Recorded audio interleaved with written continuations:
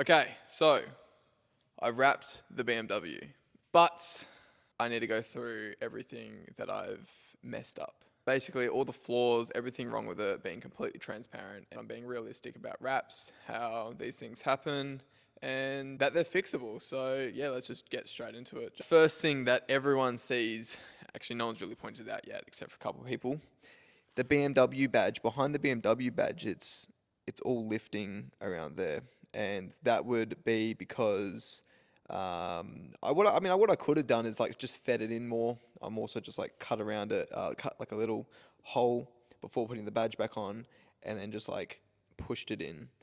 Also, better post heating would have fixed it. So I'll get into that at the end. In here, big patch of white. Now that was just me. That was my error because I thought that I don't know. I just thought these black trims sat a little bit higher up, and yeah, it was just poor installation on my part.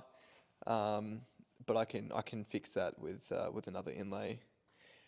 These corners, if you look right up closely, these corners here, see how they're like starting to kind of like shrivel and fold a bit.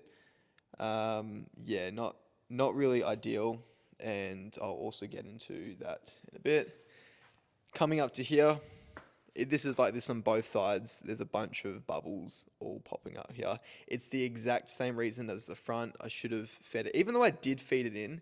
There is multiple reasons as to why that's happened. Taking into consideration that this is a calendared film, which is AKA Chinese films. It's not a cast film. This is tech wrap. With your calendared films, they will shrink over time with heat more than a cast film. Even though 3M kind of has that shrinkage ability, all the calendared films have it like way worse. So basically, even though I could have applied that in there properly, because I didn't post heat it correctly, it's like kind of shrunk, I guess, and like popped out of place. So that's one thing. Another thing here is the door handles. So this happened really badly on the other side. It like all these popped up. These ones are okay, except for that front one.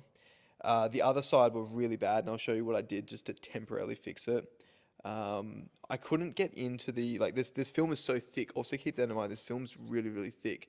So the the door handle has a little tiny crevice in it, and this film just couldn't get in. It's also why I did the inside handles black, because it just wasn't able to both squeeze in there. I did my best, but I'm kind of coming up with a way to resolve that.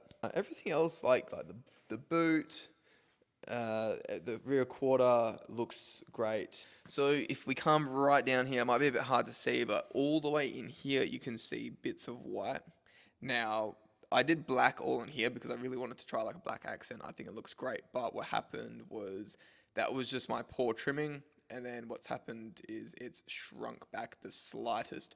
And being a white car, you see it so much. It's a bit worse on the other side, I believe. Yeah. So few things I can do to resolve that. I can put a piece in. I can put some more black in there, which I think I will do anyways, put more black in there because I think I want it to go deeper anyway, which is why I cut it where I cut it because I thought the black went deeper, but obviously not. So that was just poor installation on my side. Let's get into this part here. So this part here, it's completely failing on the corner, and that is coming down to, once again, the shrinkage of the film, because it was absolutely perfect when I installed it. The other side looks fantastic, looks great, all good. It's just, yeah, over time, being out in the sun all day for like the last week, it's shrunk back because I trimmed it too close to the corner. Should have done more of a wraparound, but also post heating. Nick here. Now, the story to that is I rushed right towards the end. I put the tail lights back in and didn't plug them in, and I was like, oh shit. So I had to pull the tail lights back out, and they weren't coming out. And as I pulled it out, it actually ripped the wrap on the way out. So in any other circumstance, because this is my car, I'm gonna just do some basic fix up work. But any other circumstance, that's a whole bumper rewrap for everything, basically. The door handles, basically I've put patchwork in there. Temporarily, I had to quickly fix it because they had completely shrunk back, and 110%. The reasoning behind that was because that was the end of, no excuses, but I just didn't post heat them at all. And it just proved the point of what happens when you don't post heat. So post heating is so, so crucial. Same as up here, all those bubbles on this side too. Front bumper is actually perfect. And you know why? Because I post heated. Front bumper I took very seriously because that's just something I didn't want to redo. Even though the rest of the car I should have taken as serious. The only thing is there's gloss black poking through because I actually did the lower section where the carbon fang sits. I did it all in gloss black just for an easier installation on my part. I didn't even need to wrap it, but yeah.